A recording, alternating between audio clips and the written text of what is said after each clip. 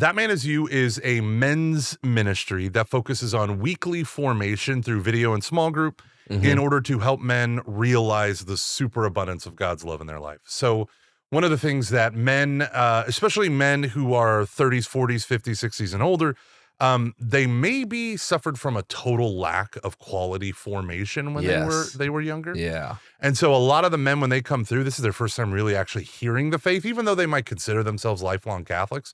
They were never taught the faith, or two, never taught the faith in the way that's practically relevant for their daily lives, especially as married men, men who are fathers, men with jobs who are trying to be good Catholics.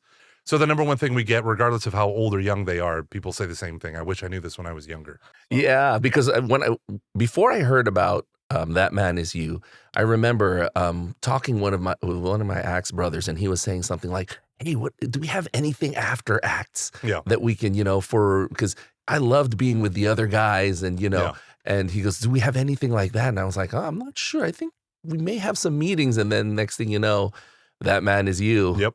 And that's fantastic. That Man Is You is an excellent complement to people who have, especially parishes who run institutional retreats like Acts or, Curcio or something like that, because it's like the stepping off point. It's like, well, I don't necessarily want or have the time to do another retreat, but this weekly thing at 6 o'clock in the morning, before work, maybe I can fit into my schedule. So yeah, it naturally kind of coincides and lines up with a lot of what things people are already doing.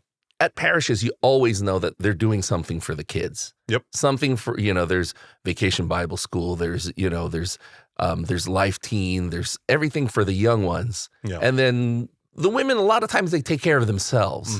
But then the men, I mean, it's fantastic. Yeah. Men have the Knights of Columbus. Yes, they have the Knights of Columbus. Socials and service work, which is definitely needed. Oh, yes. They're building up, I think, a lot better the formation components, but and we partner with Knights of Columbus, kind of like a national level. I mean, in different ways. But yeah, like the biggest thing is like there's nothing for men. There's rarely anything for men. Let me put it that way. Especially for men in formation. Like, I want to know my faith. Oh, yeah. I had an experience of God on this Acts retreat. I need to know my faith. And it's like, here's Father Mike Schmidt's Bible in a year, So, yeah. So for a lot of people, this, it scratches the itch, right? And it is really funny because it's like everything is for women and children. Right, everything is at the parish level. Everything's for women and children. There's mothers programs.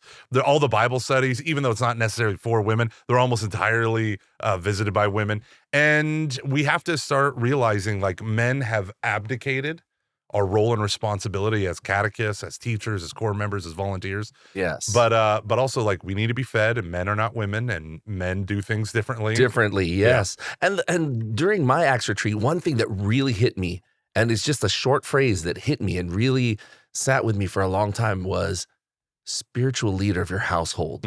I said, oh my gosh, I am not the spiritual leader of my household. Yeah. I am not, pulling my weight here. Yeah. And then, now we've got, things like That Man Is You. Yep. The Acts retreats and all that. It's fantastic. Yeah. Yeah. I think that is the most important hinge for everyone. And this is the part that, like, in my own life, I don't know what it was like with you, but for me and my wife, like, I went to Franciscan University. I have a solid theological background. I have strong community. I have a lot of friends where, we support one another and encourage one another in our faith. Like, I wasn't lacking in any of those regards. Yeah. I remember one day I was going, my wife was going to go out of town for the first time overnight away from the little ones. And she gave me a 2-page list of things to do. Well, Kateri needs this, and Cecilia needs that, and Noah needs this, and Thomas needs that. And I just looked at her, and I took the list, and I go, And then I took it, and I put it over here, and she goes, what? And I looked at her, and I go, I'm their father.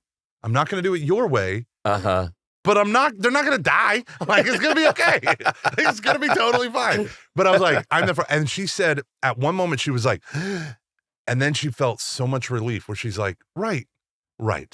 I married this man. This man can do this. Yes. I don't need to think of him as a fifth child. And that's a thing that, I could talk about That Man Is You all the time, because this is the problem in Catholic families. Most men have bruised ribs every Sunday because their wives being like, did you listen? Are you paying attention? Are you listening to the homily?